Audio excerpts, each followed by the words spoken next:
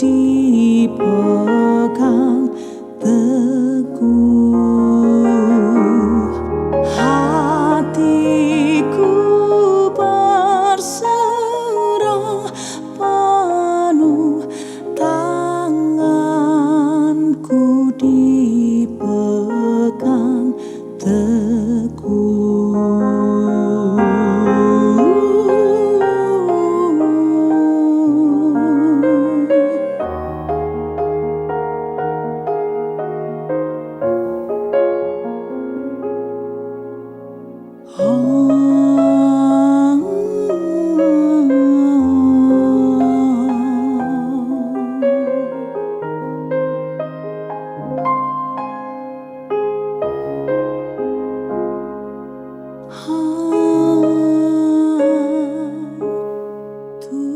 Tuhanlah yang membimbingku, tanganku dipegang teguh.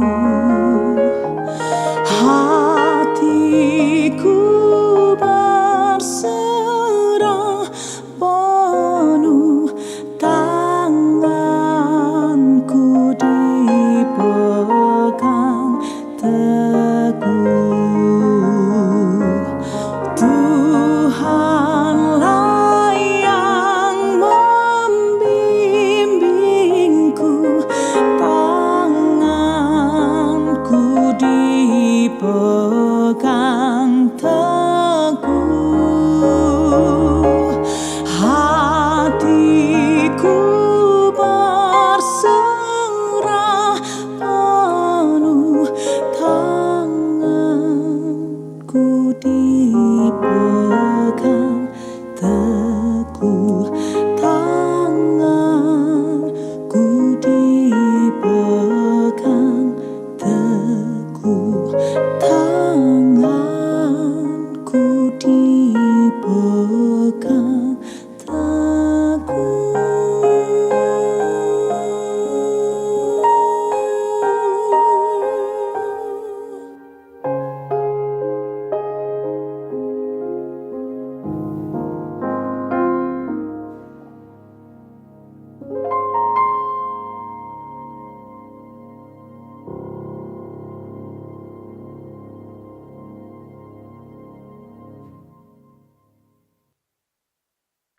Shalom dan selamat pagi buat GSKI Jemaat Betani Nginden, GSKI Jemaat Betani Manyar, GSKI Jemaat Betani Sukomanunggal, GSKI Jemaat Citraland dan seluruh cabang di sekitarnya.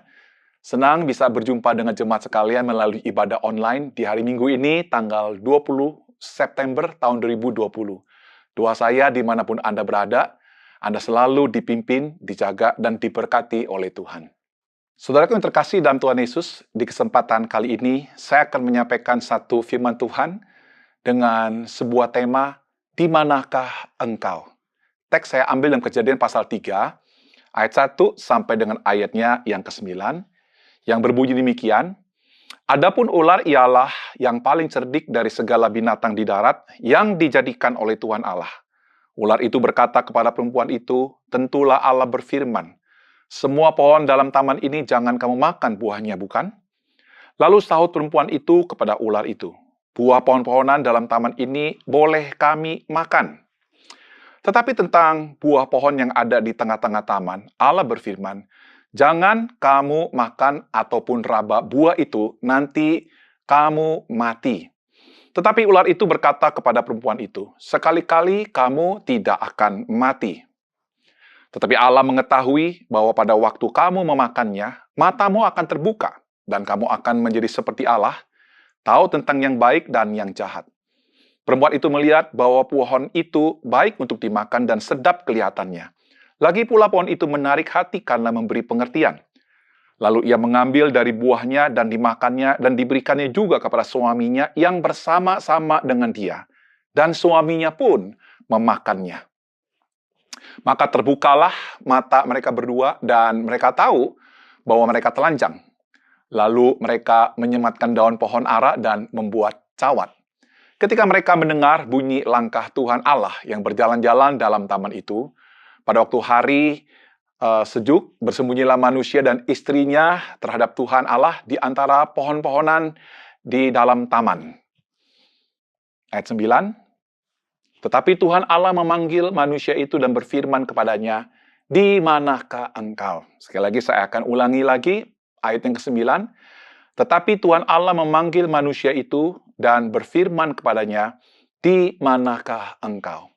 Selamat dan berbahagia bagi saudara yang baca firman Tuhan, yang merenungkan, dan yang melakukan dalam kehidupan hari lepas hari.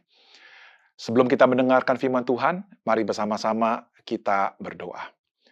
Bapa di surga, kami bersyukur untuk firman-Mu yang boleh kami baca. Dan hari ini kami ingin merenungkannya. Biarlah Roh Kudus bekerja di hati dan dalam pikiran kami.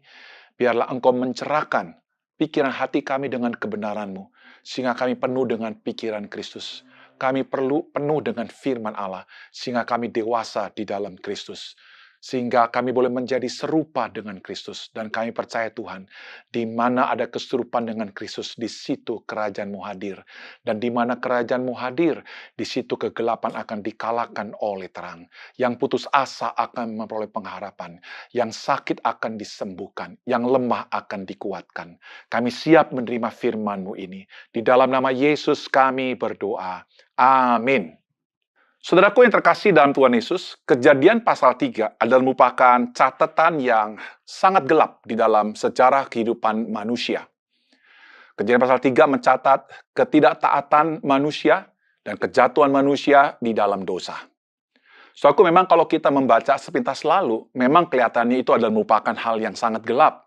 Sebuah kondisi yang tidak punya pengharapan. Tapi saya ingin beritahu kepada saudara di dalam Kejadian pasal yang ketiga, di situ ada berita anugerah. Di situ ada kasih sayang Tuhan yang begitu nyata. Di situ ada perhatian Tuhan. Nah, saudara, di dalam Kejadian pasal 3 ini, salah satu bentuk perhatian Tuhan dan kasih sayang Tuhan yang diberikan kepada Adam dan Hawa dan kepada kita semua, yaitu sebuah pertanyaan, di manakah engkau? Saudaraku yang terkasih dalam Tuhan Yesus, ketika Tuhan bertanya, di manakah engkau?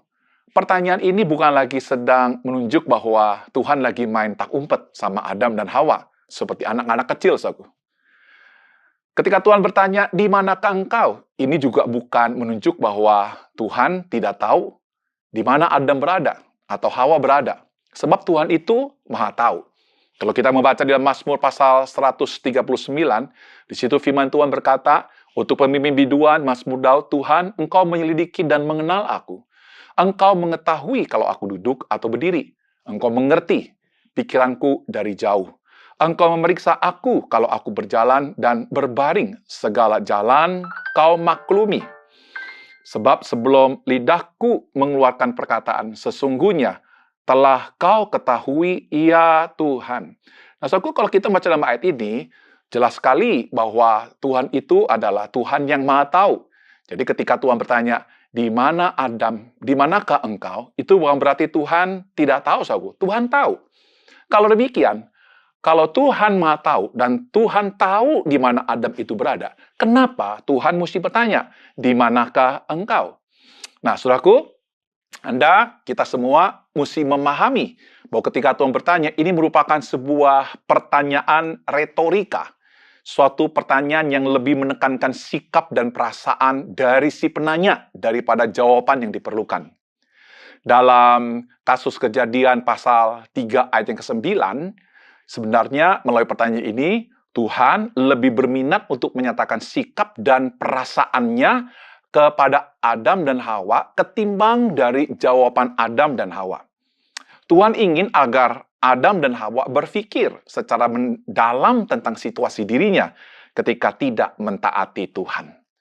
Pertanyaan retorika ini bukan saja ada dalam Kejadian pasal 3 ayat 9. Kita akan menemukan ada begitu banyak pertanyaan-pertanyaan retorika yang Tuhan berikan kepada manusia. Dalam Kejadian pasal 3 saja, kita akan menemukan ada 4 pertanyaan retorika. Dan kemudian pasal 4 juga ada pertanyaan retorika yang Tuhan berikan kepada manusia.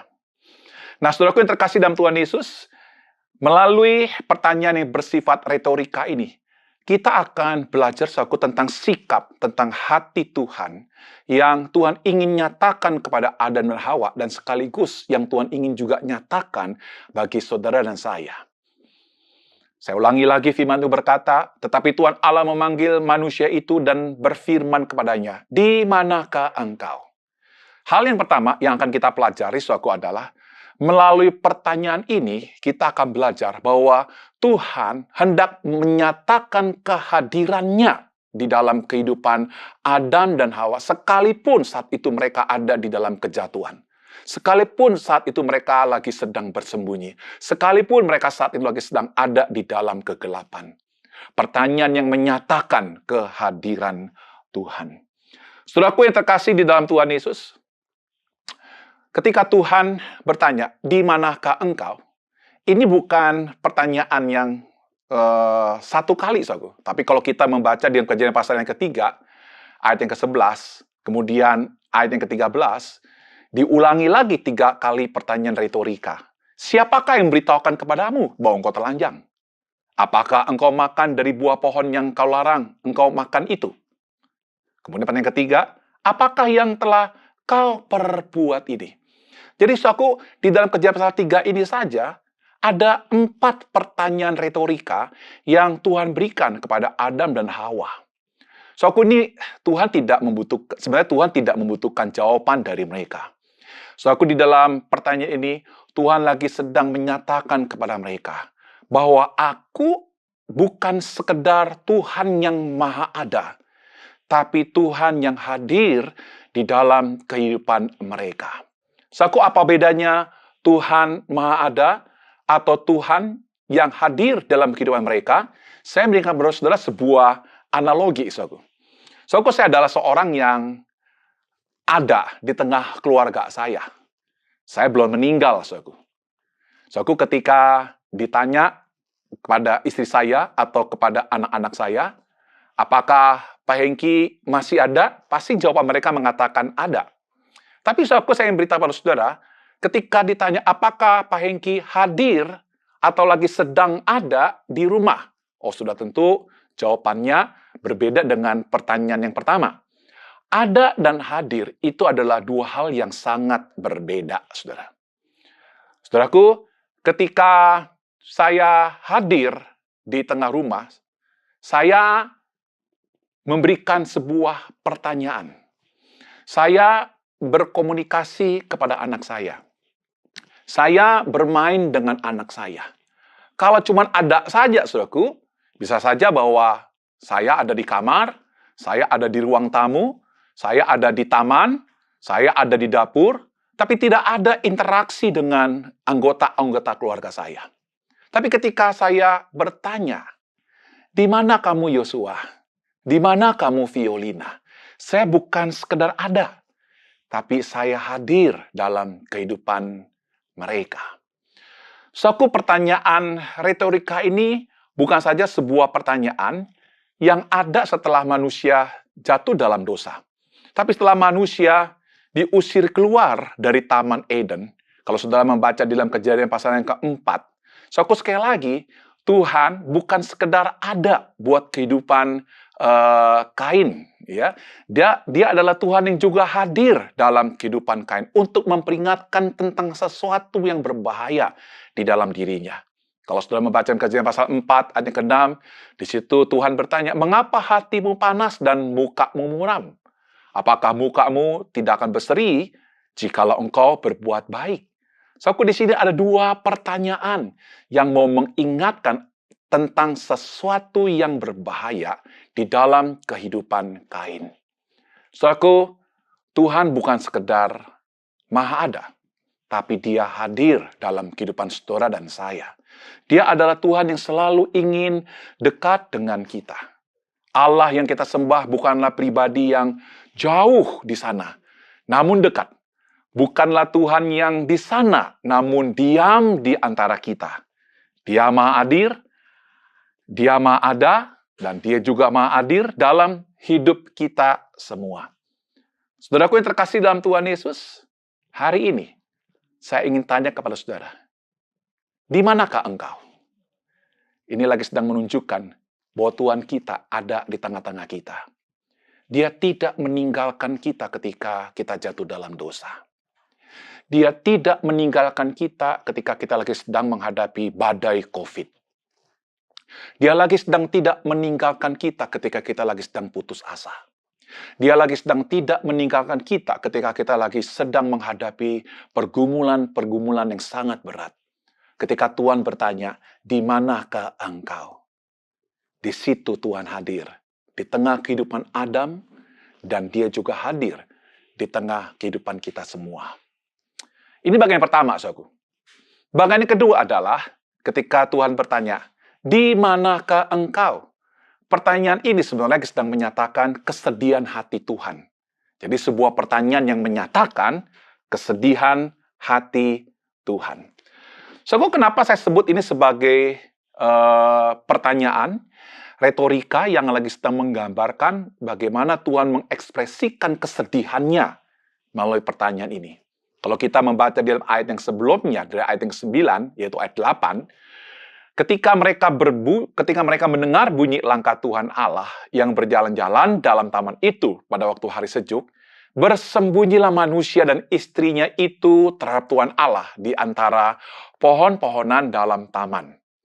Saudaraku, yang berjalan-jalan itu di dalam bahasa Ibraninya, dalam bahasa aslinya, dipakai kata mithaleh, yaitu dalam bentuk participle maskulin singular hitpael. Nah, menarik, saudaraku, saya coba ingin kaitkan dengan Septuaginta. Saudaraku, di dalam Septuaginta adalah merupakan perjanjian lama yang dalam bahasa Ibrani diterjemahkan ke dalam bahasa Yunani. Saudaraku, itu dipakai kata peripatontos. Jadi, yang berjalan-jalan itu dipakai kata peripatontos.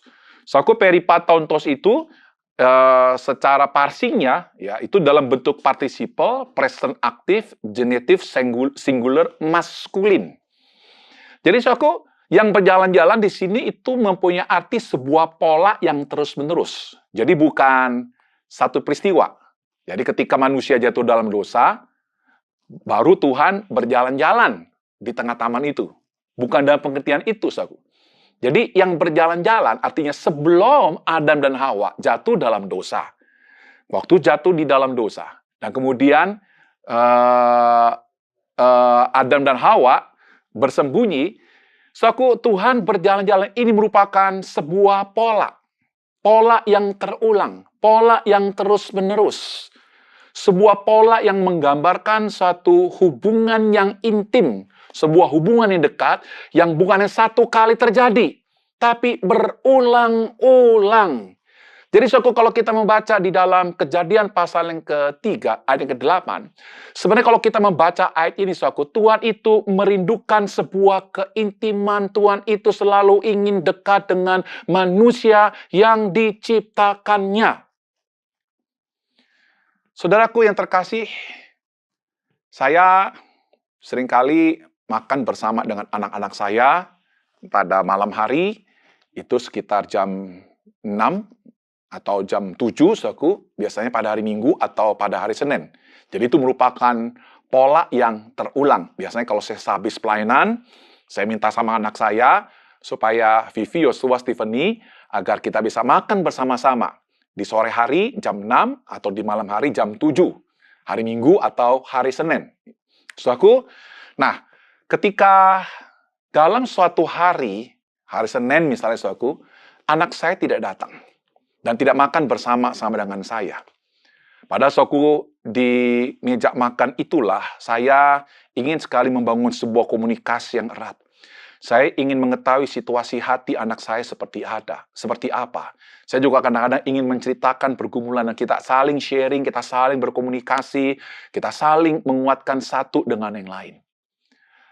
So, coba saudara bayangkan kalau misalnya, 1 kali anak saya tidak hadir. 2 kali anak saya tidak hadir. 3 kali anak saya tidak hadir. So, sudah tentu hati saya akan sedih. Hati saya akan susah, so. Dan biasanya ketika ketemu di hari selanjutnya atau saya telepon, saya akan bertanya, Yosua, di manakah engkau? Atau Vivi, di manakah engkau? Atau Stephanie, di manakah engkau? So, ini menunjukkan sebuah kesedihan hati saya. Seharusnya waktu itu adalah waktu di mana kita bisa berintim ria. Kita bisa berdekat satu dengan yang lain. Kita bisa saling menguatkan satu dengan yang lain. Tapi tidak ada Yosua di situ. Jadi itu menggambarkan suatu kesedihan di dalam diri saya. Demikian pula saudaraku dengan Tuhan. Saudaraku, ketika Adam bersembunyi, ketika Adam melarikan diri, Tuhan bertanya, "Di manakah engkau?" Ada sesuatu yang terhilang di dalam keberadaan Allah dengan manusia, yaitu keintiman, kedekatan. Saudaraku, kalau kita membaca di dalam firman Tuhan, di dalam bagian yang lain, saudaraku, menunjukkan bahwa Tuhan itu ingin selalu dekat dengan kita. Kalau kita baca Mazmur pasal 73, ayat yang ke-23, di situ firman Tuhan berkata, "Tetapi aku tetap di dekatmu. Engkau memegang tangan kananku." Engkau memegang tangan kananku. Saudaraku, luar biasa. Tuhan ingin dekat dengan kita, saudaraku. Bahkan sampai ingin memegang tangan kita. Itu memakai bahasa anthropomorphos, saudaraku ya. Bahasa kemanusiaan.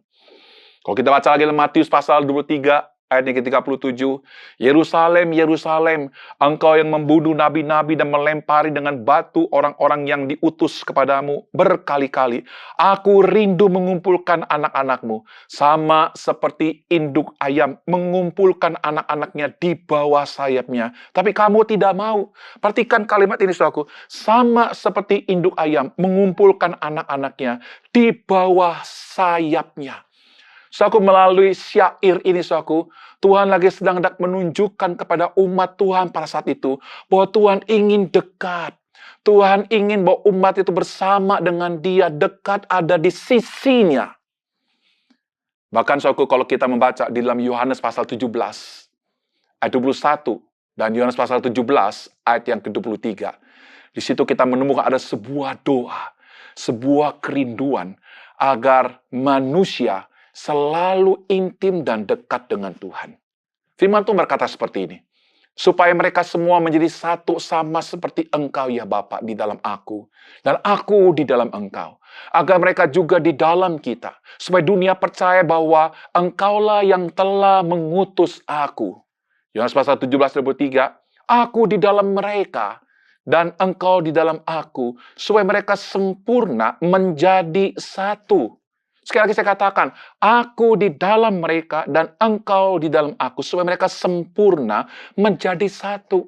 Ada sebuah hubungan yang dekat, ada sebuah keintiman. Itulah yang Tuhan mau buat Adam dan Hawa. Itulah yang Tuhan mau buat kita semua. Jadi, saudaraku, kejadian pasal yang ketiga ini bukan berita tentang hal yang sangat mengerikan. Walaupun memang di situ ada kegelapan tentang kejatuhan manusia. Tapi melalui pertanyaan ini, saudaraku, di situ terkandung sebuah kabar gembira buat kita. Sebuah kabar tentang perasaan Tuhan yang selalu ingin dekat dengan saudara dan saya. Saudaraku yang terkasih dalam Tuhan Yesus, kenapa Tuhan ingin dekat dengan saudara dan saya? Dan kenapa kita bisa dekat dengan Tuhan, saudaraku? Saudaraku, ada seorang teolog berkata seperti ini. Manusia diciptakan menurut rupa dan gambar Allah. Bukan hanya berarti manusia sebagai reflektor dari Allah. Yang lebih penting dari itu adalah agar manusia dapat berelasi dengan intim bersama penciptanya. Berelasi dengan intim bersama dengan penciptanya. Saudara, binatang nggak bisa intim dengan Tuhan. Tumbuh-tumbuhan tidak bisa intim dengan Tuhan. Hanya manusia yang diciptakan menurut rupa dan gambar Allah yang bisa intim dengan Tuhan. Suatu pertanyaan saya pada hari ini adalah, apakah saudara hari ini telah jauh dari Tuhan? Anda telah kehilangan keintiman, kedekatan dengan Tuhan. Hari ini, saya ingin beritahu pada saudara, ketika Tuhan bertanya, "Di manakah engkau?" Ini merupakan sebuah pertanyaan terbuka yang menunjukkan bahwa Tuhan selalu terbuka tangannya untuk kehadiran saudara. Terbuka tangannya untuk memeluk saudara. Terbuka tangannya untuk berdekatan dengan saudara dan saya. Dia adalah Tuhan yang selalu ingin dekat dengan kita. Sekarang kita akan masuk pada bagian yang ketiga. ketika Tuhan berkata, "Di manakah engkau?" Ini merupakan pertanyaan yang menyatakan kebaikan Tuhan. Ini merupakan pertanyaan retorika yang menyatakan kebaikan Tuhan. So, mungkin Anda berkata, di mana kebaikan Tuhan yang pasal yang ketiga? Bukan kalimat pasal ketiga di situ berbicara bagaimana Adam akhirnya harus menanggung konsekuensi dari dosa yang harus dia terima. Bagaimana si Adam itu harus mengalami pekerjaan yang penuh dengan keluh dan kesah. Bagaimana tanah itu penuh dengan semak, belukar, dan duri. Bagaimana Hawa itu harus melahirkan dengan sakit yang sangat amat luar biasa. Dan bagaimana akhirnya Adam dan Hawa diusir dari taman Eden itu.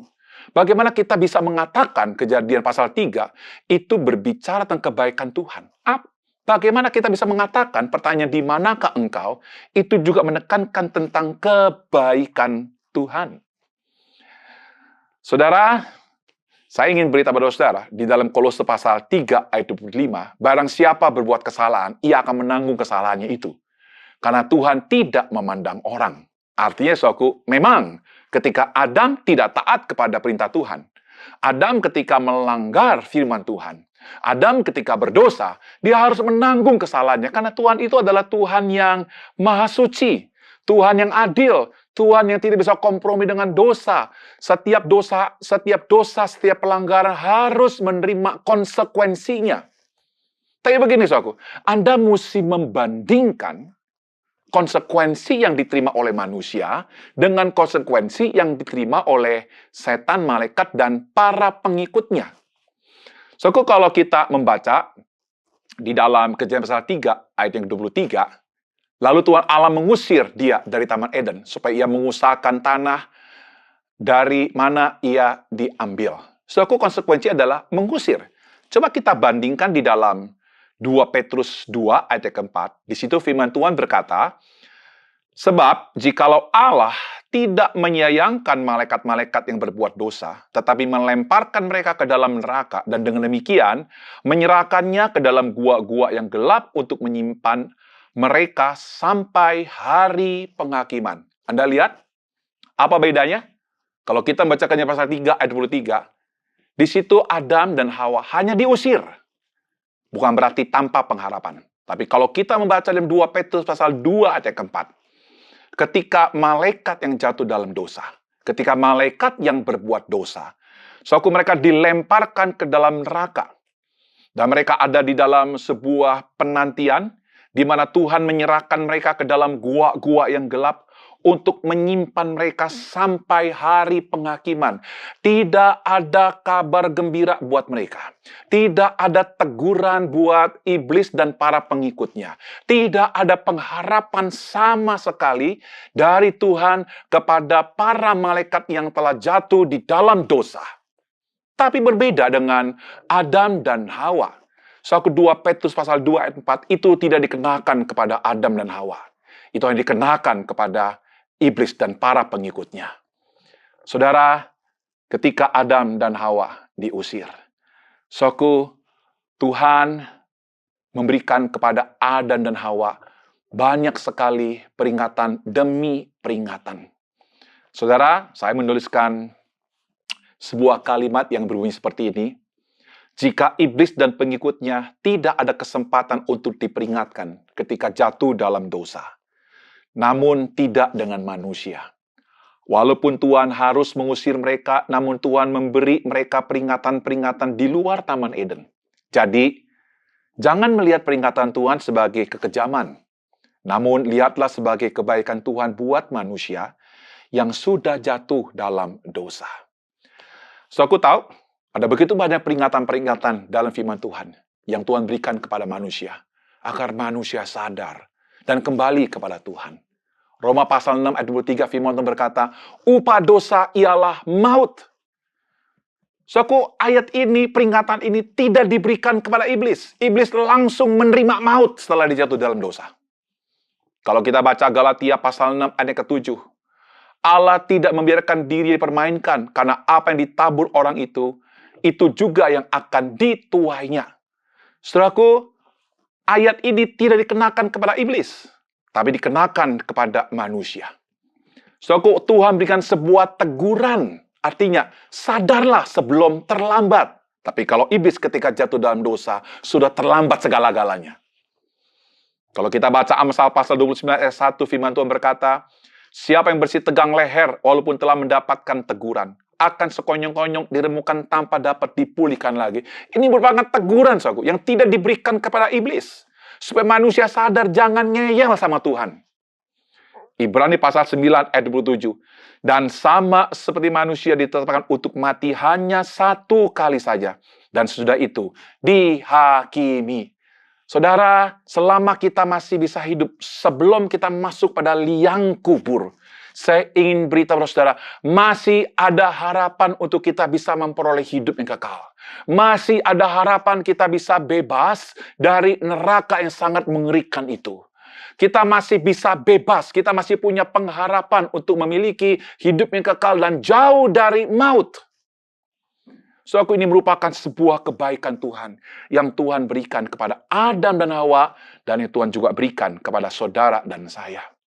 Saudaraku, hari ini, kalau Anda mendengarkan teguran dari saya, dimanapun kau berada, hari ini atau hari-hari sebelumnya atau hari yang akan datang ketika Anda bersaat teduh, ketika Anda membaca Alkitab, ketika Anda mendengarkan radio Betani FM, ketika Anda mendengarkan firman Tuhan, atau ketika hati nuranimu menegur saudara, perhatikan baik-baik, bukan Tuhan itu keras sama saudara, bukan Tuhan itu kejam dengan saudara, tapi Dia lagi sedang menyatakan kebaikannya kepada kita, agar kita sadar bahwa kita sudah jauh dari Tuhan.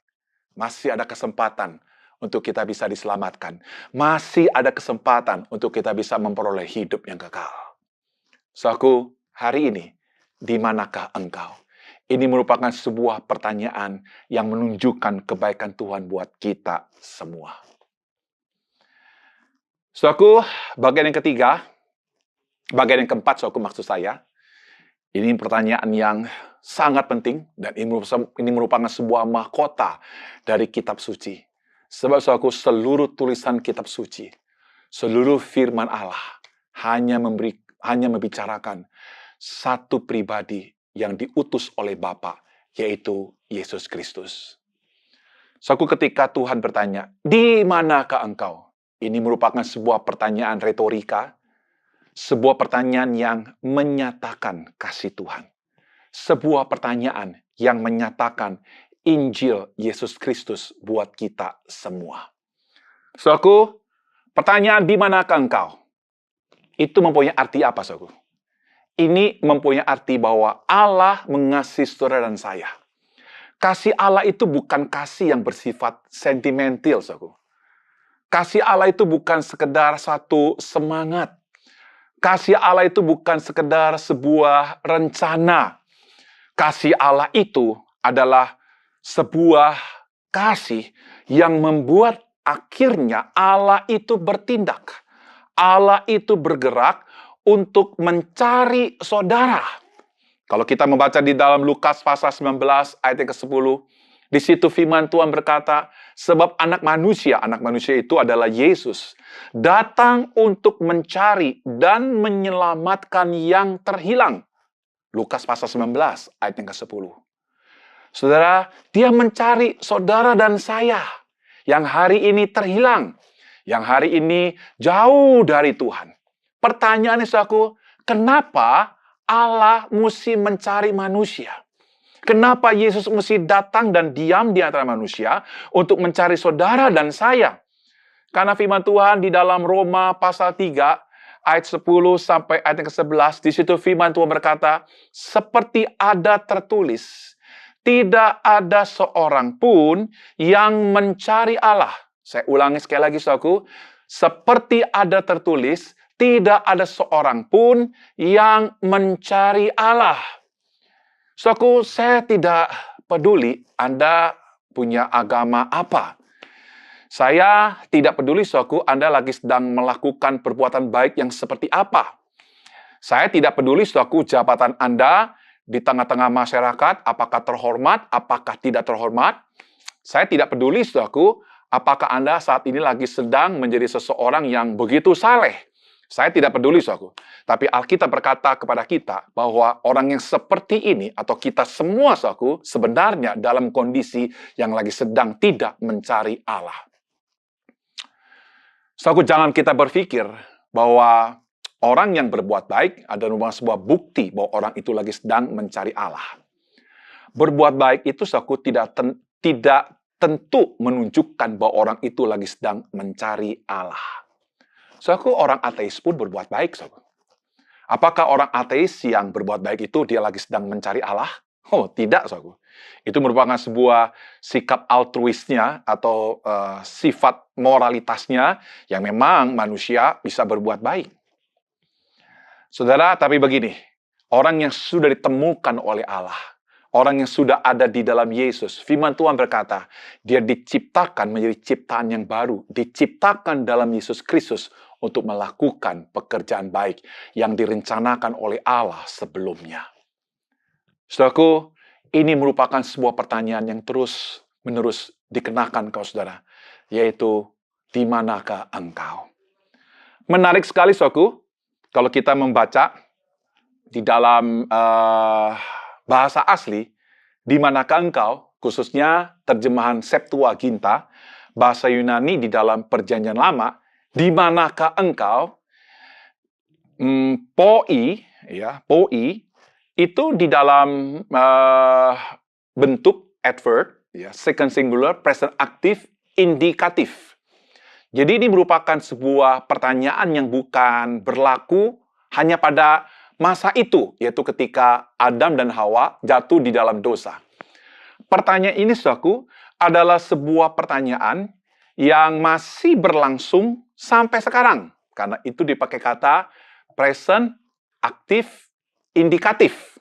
Ya, jadi merupakan sebuah pertanyaan yang masih berlangsung, yang masih berarti, yang masih penting buat zaman sekarang.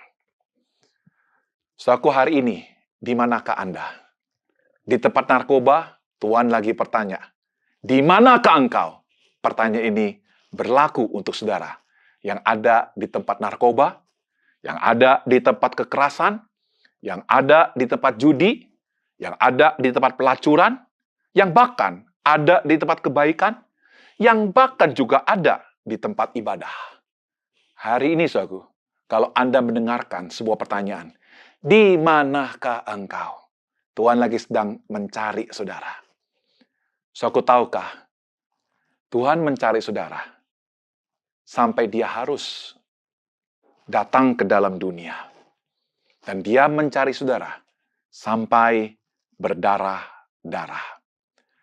Saudara, kematian Kristus di atas kayu salib itu merupakan sebuah pencarian yang sangat maksimal buat saudara dan saya.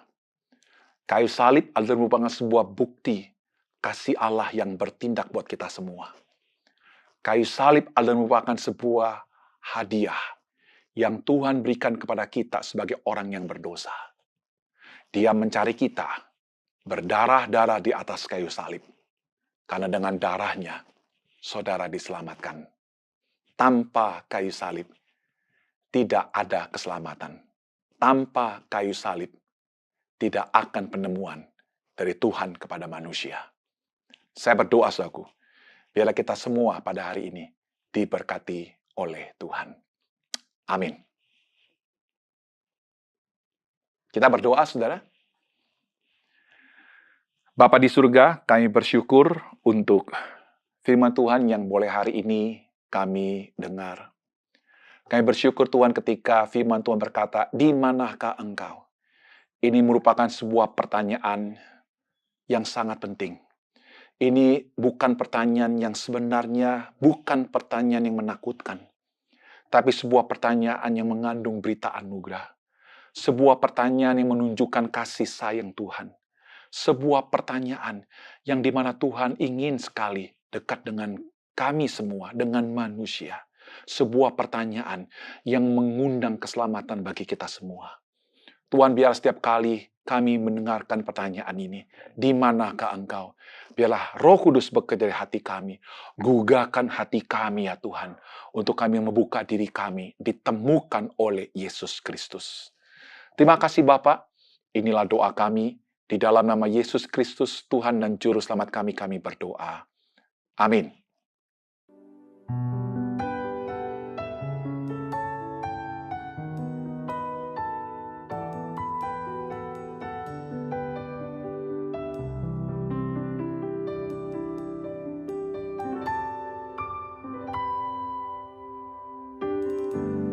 Banyak yang kau perbuat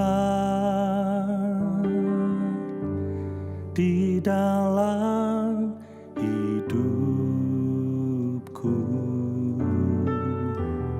rancangan indahmu terjadi di hidupku. Bapa yang mengerti segala yang ku perlu, kasih-Mu sempurna, nyata dan